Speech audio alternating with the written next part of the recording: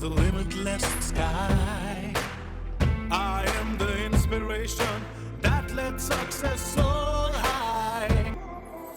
I will achieve, I will fly high. I am the I in SBI. I'm backed by the nation's trusted bank, SBI, the banker to every Indian. Last week, General Insurance Corporation of India hired KPMG for an overhaul of its processes.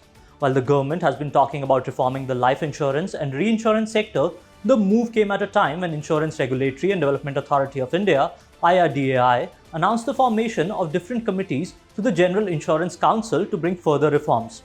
Good morning, I'm Ishan Gera and I welcome you to the Business Standard Banking Show.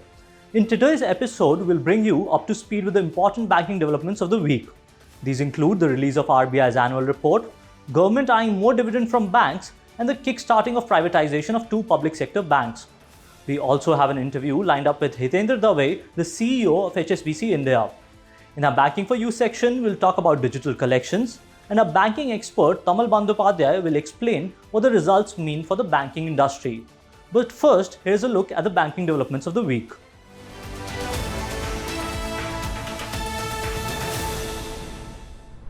The RBI released its annual report last week and underlined the risks emanating from the Russian invasion of Ukraine.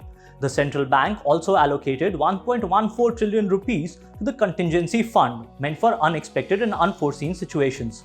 This annual report also informed us that even as the number of bank frauds have increased, the value involved in these frauds has gone down.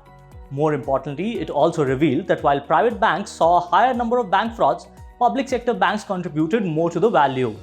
The central bank also proposed a debt management strategy for a few states. Indian states had borrowed 7 trillion rupees from the debt market in FY22. While the RBI increased its contingency allocation, it reduced the payout to the central government, which shall further burden central government's finances. But more avenues are opening, ones which the PSB certainly won't like. A report by Business Standard indicated that after a nudge by the government, Bank of Maharashtra agreed to pay a 5% dividend by dipping into its net worth. More are expected to follow suit. As per BS research, 8 out of 12 public sector banks have recommended a dividend amounting to 11,981 crore rupees for FY22. Talking about public sector banks, the biggest news of the week was the government fast-tracking the process of privatization of two public sector banks. The Financial Services Secretary said, and I quote, "Advance action on this is underway." In last year's budget, the government had recommended privatization of two public sector banks besides IDBI Bank.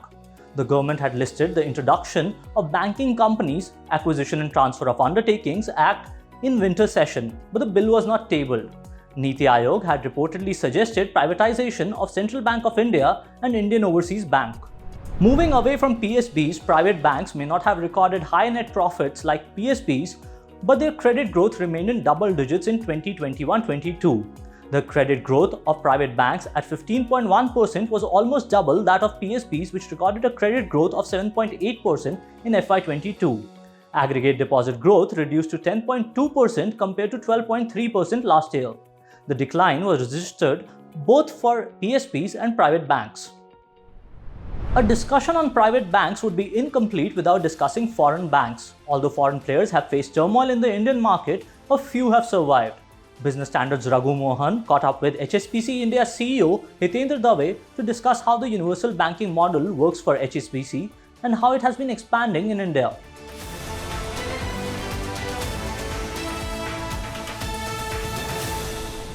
Welcome to the BS Banking Show, Mr. Dave. Good to have you on your. Thank you for inviting me.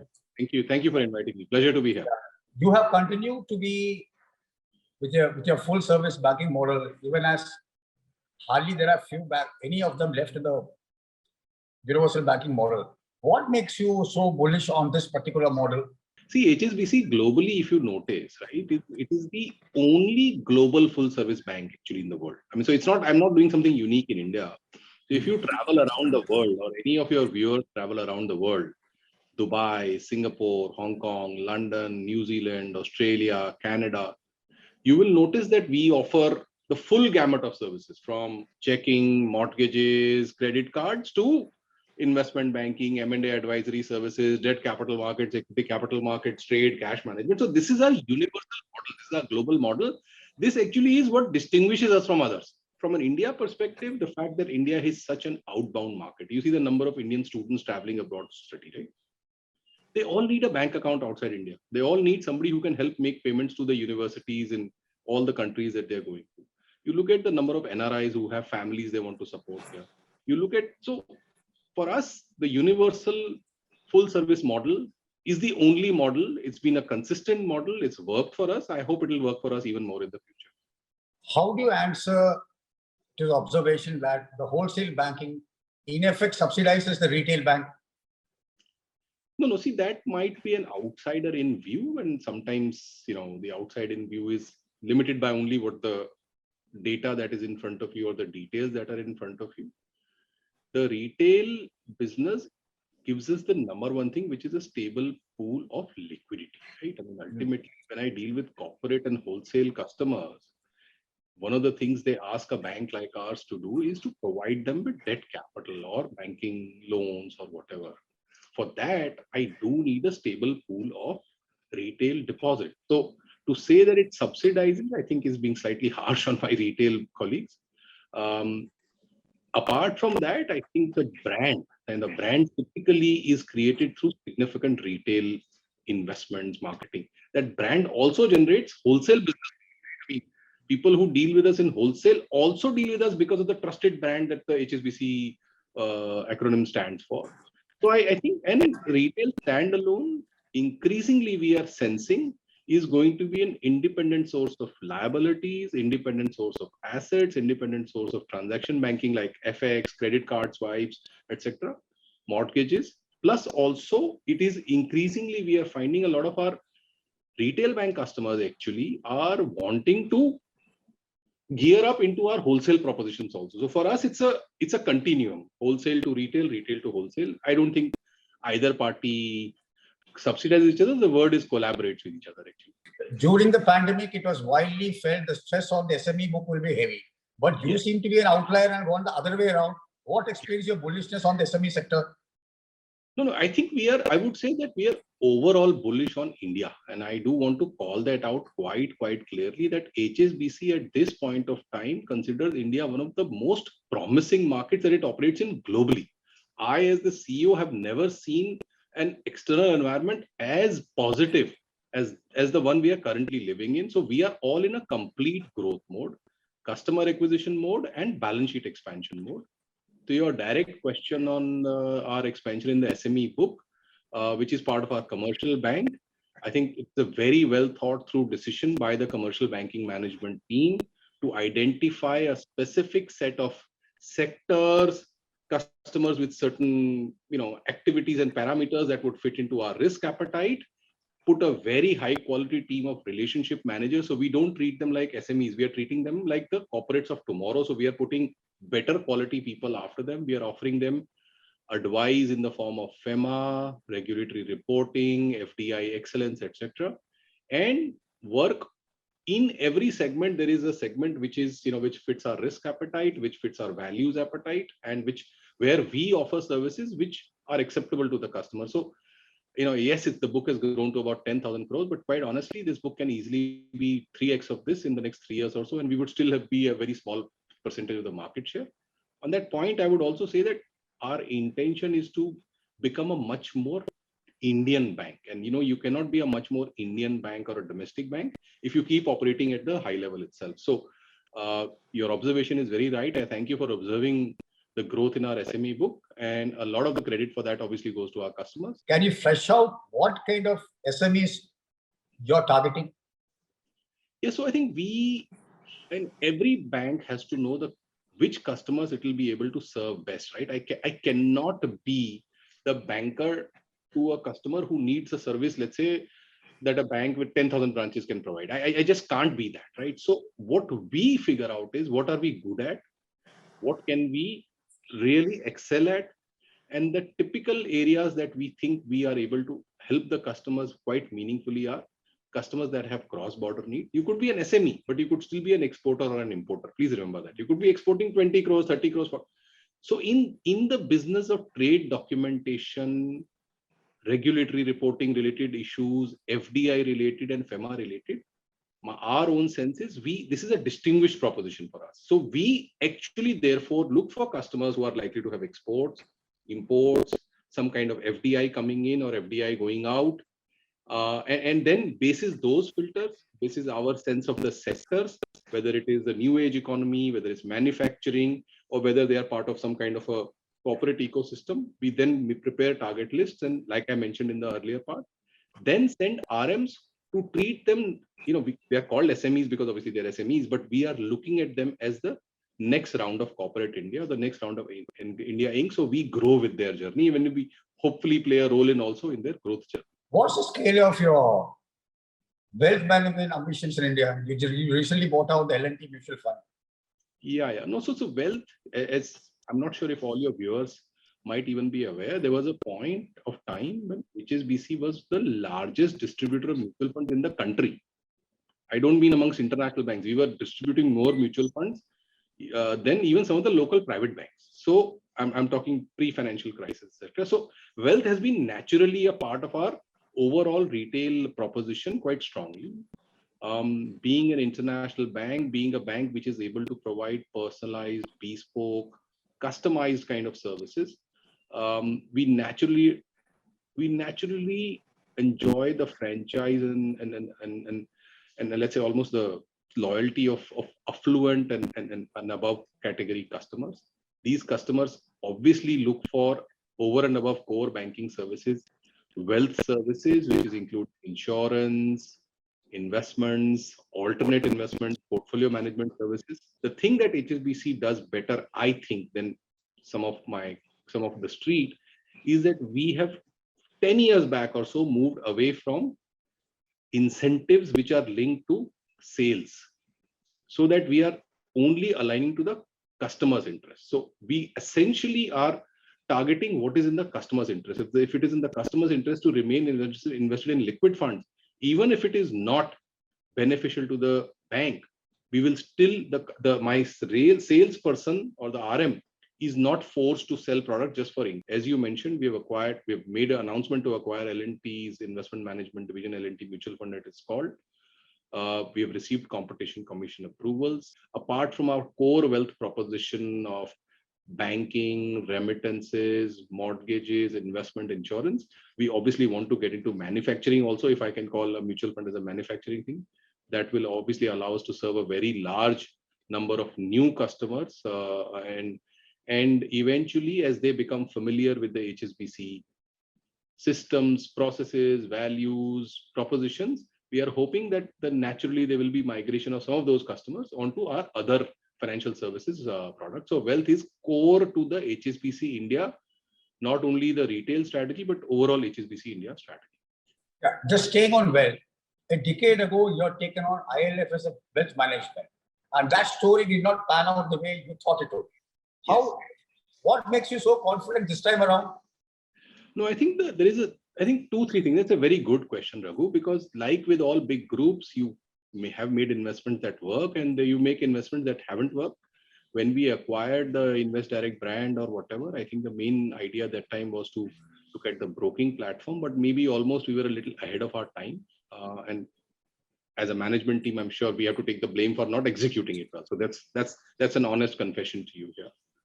But in terms of what is different between then and now, I think the main difference is the size of the wealth market has exploded in India. I think sometimes, and you're seeing that in various comments from various individuals, even for a bank with just 26 branches like ours, you can almost sense that the time, if there was a right time, it is now. The size of the cake is increasing and our ability to get a greater pie of that cake is also increasing. Thanks for being on the BS Banking Show. I look forward to connecting with you again. Have a good day. Thank you. Take care. Dave says the full service model has worked well for the bank till now. Any debate on banking in India cannot be complete without a focus on technology. The technology adoption in Indian banking has been swift and seamless. One such initiative now catching attention is the process of digital debt collection. Our experts explain what digital debt collections are and how this process works.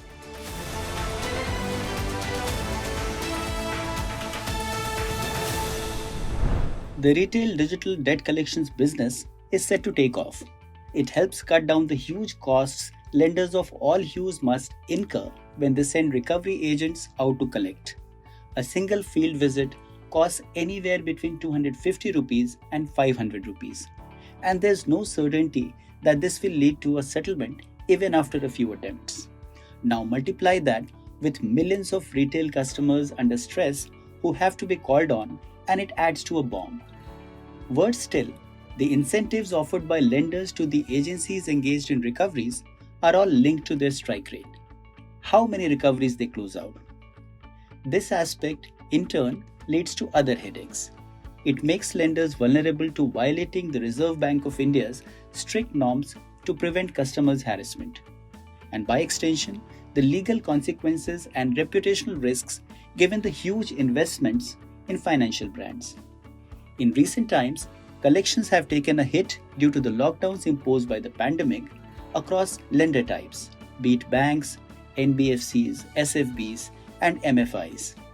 That's how the nascent digital collections business got a leg up, as it made door-to-door collections a big challenge. And in 2020, the judiciary and RBI decided to take a closer look at recovery practices. In early 2021, negativity and collection harassments soared, leading to the loss of lives and ever-increasing scrutiny. A report by McKinsey on May 21, 2020 pointed to the strategic and operational reasons to modernize customer assistance, which can lead to significant bottom-line value. Customers are more comfortable now than ever before using digital channels. Some lenders have seen reductions in NPAs of 20 to 25%, alongside huge cost takeouts, and related increases in productivity, lower conduct risks, and a more than 25% boost in customer engagement. It's said that one lender shortened its average repayment time by as much as 5 times. According to some experts, the digital debt collections market is expected to grow at a compound annual rate of 10% to $4.7 billion by 2024. Compare that with $3 billion in 2019. I am the blue of the limitless sky.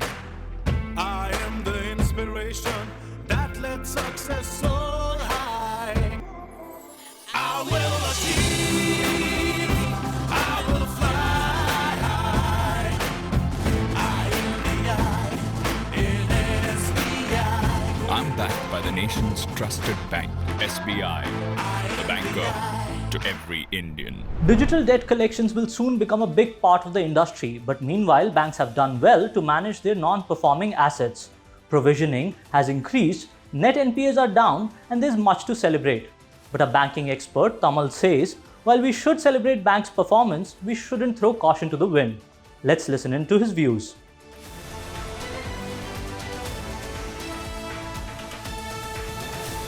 Hi sir, thanks for coming on the show. Thanks, Ishan. Now, in your column this week, you highlight how net profits growth has been higher for PSPs than private banks. What is the reason for this? And is this the first time that this is happening? Profit growth has been phenomenal. As I said, that's a year for the entire year. This is the best year ever since bank nationalization 1969, or for that matter, historically, it's forever. The technical part, what you said, that net profit growth of the PSB is higher than the private sector banks. I'm not very sure. Probably first time, yes, could be, but you see the growth itself in absolute term. Private banks are far ahead of public sector. I mean, PSB. Say, for instance, their private banks collective net profit. I'm talking of the listed private banks, 93,000 crore plus, while public sector banks collecting net profit, 12 of them is 63,000 crores, so 2/3 of it. But the growth is far higher because of a lower base. This 63,000 crore is on top of 29,600 odd crore over the past year. While for private banks, 93,430 crore is on top of 67,437 crore. So lower base, it's a base effect. Yeah, Interestingly, you also mentioned the net interest income part, and you yeah, say the net interest income of private players was still higher. Now, why yeah. did that happen? Right, because No, that is a central point that you also mentioned about being the best year. yeah. No, it's a simple fact. If you see over the past few years, the credit growth in private banks is far higher than public sector banks. You know, while the average credit growth, like for the past few years, have been single digits. For the just concluded 2022 is marginally better than the previous year, but you Yes. will find that some of the private banks have grown 20%, 25%, 30% and all, but average growth in credit of the public sector banks far higher. And I'm not talking about FY 2022, but if you look at say 19 or 20, you'll find actually some of them had shrunk their credit book. So when you have a higher credit growth, it's only logical, arithmetic, that you have a higher NII, net interest income, than your counterpart. That's a simple fact. Got a point. Got a point. Now, another interesting topic that you mentioned, which I found very riveting, was the other income and treasury profits increased during this period. While credit growth at that point of time was a bit muted, isn't this more like a one-time phenomena, like, or is it the banks have really performed that well? No, the other income has two parts. One is fee income and one is treasury income. And actually, treasury income, if you see, I mean, there have been erosion, and in future, that's a problem, because as the interest rate rises, treasury income will go down. And when it comes to fee income, mm, public sector banks are worse off than private banks for multiple reasons. So this other income, yes, it has grown. For the industry, it's grown close to 6%. You will find the private banks have grown much higher, 13.5%, while public sector banks almost flat. So the primary reason is this: when it comes to fee income, public sector banks are always handicapped. They don't have, because their suite of products and other things are they can't compete with the more nimble-footed and technology-savvy private banks, barring a few large like State Bank of India. And treasury income is a problem. Another interesting point is you mentioned that banks are on a strong footing, which is fine. But there's also the issue of MSME loans and the evergreening and interest rates rising. So are we celebrating a tad bit too early? Or is it still a cause for celebration right now, but with a caution, as you say? Yeah, the key point is this. This is the historic high net profit and the best ever year for the public sector bank, not for their higher interest income or higher fee-based income, but for lower provisions. That has actually led the most critical factor, or the contributing factor to this higher profit growth.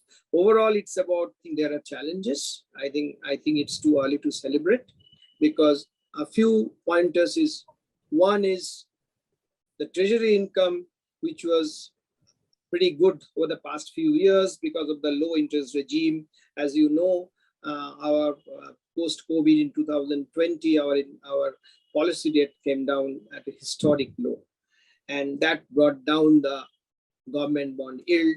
And the treasury managers were the happiest guys. They are making profits with both hands. Yeah. So treasury floor was always full of laughter and bonhomie and all. But you look at them and the glum faces, and they're all watching what's going to happen. And next week is Reserve Bank of India policy. So one is, of course, your treasury income will be affected, and some of them will be even making losses. That's one part of it. Second part of it, the big unknown is we don't know how much restructured loan will turn back. Okay, because for COVID, government allowed you to restructure loan. Yes. And of course, loans towards the MSME and certain other segments have been backed by government guarantees, but still we do not know what's going to happen. Some of the banks, or rather a few banks, have got into their old habit of evergreening. They are giving fresh loans to allow the borrowers to pay up their old loan. I mean, which have become stress loans. This is particularly happening. Earlier, the fight was between private and public sector banks. private banks were snatching away the customers of public sector banks. Yes. But probably for the first time in 2022, we have seen there is cannibalization among the public sector banks. Public sector bank A is snatching away public sector bank B's customers. And what kind of pricing? I mean, trust you me, I have seen 15-year loans being given at less than 10-year government bond, 10-year government bond yield, or say 5-year loan is being given at roughly about 364-day treasury bill, that kind of rates. Mm-hmm. So the narrative of building balance sheet and credit growth, that has come back. And that can haunt us. At this point of time, things are better, but I would like to believe we need to be careful and need to wait and watch for next 18 months to 2 years to see whether this trend can continue. Got a point. Now, interestingly, you mentioned interest rates there. So I'm moving you a bit away from the Bankers Trust column for this week. The RBI annual report talks about the calibration of monetary policy to manage inflation and growth. What do you make of the report and the recent RBI governor's statement on not shocking the market? Do we see a lesser extent of the rate hike going forward in the coming meeting? Well, you need to see, you need to read all in combination. There are 2 interviews and the language is more or less they're the same, that it will have a calibrated approach, will not shock, will manage inflation without hurting growth. Yes. And also at the same time, it's a, I think, quote unquote, he had said it's a no-brainer that there would be a hike in June. Yes. So it's a little tricky situation because we have been talking about reversing or going back to the pre-COVID level, which is 5.15 interest rate. Yes. 5.15% repo rate, which is 75 basis point away from that is now. Yes. So what will Reserve Bank of India do next week, or rather MPC do? Will it go for 40 and then in August 35, or will it go for 50 and then in August 25? We need to see that. I think it's between 40 and 50. And other part is this, will it end there? I'm afraid I don't think this 5.15, those who are thinking that reversing the cycle, so going back to pre-COVID 5.15, that then definitely not. So we'll see more rate hikes. Will they stop at 6% or even going beyond 6%? Probably they would go even beyond 6% because Reserve Bank of India had to it's taking a look. Other parties this year has been continuously talking about adequate liquidity. There will be adequate liquidity. I wish instead of adequate liquidity, Reserve Bank of India change the language and says that appropriate liquidity. You know, central bank language is very nuanced. Yes. So I think this is the time to talk about appropriate liquidity, not adequate liquidity. Perfect. Thank you. Thanks a lot for your views. We hope to meet you again, most likely after the RBI meeting. Thank you. Have a nice day. Thanks, Ishan. Thank you. Tamal says lower provisioning has helped banks perform well, but the trend may not continue and challenges remain. He also highlighted that the pre-pandemic rate ceiling of 5.15% will most likely be breached. That's all for this week. We'll be back on Thursday at 11 a.m. with more news and analysis. Thank you for watching.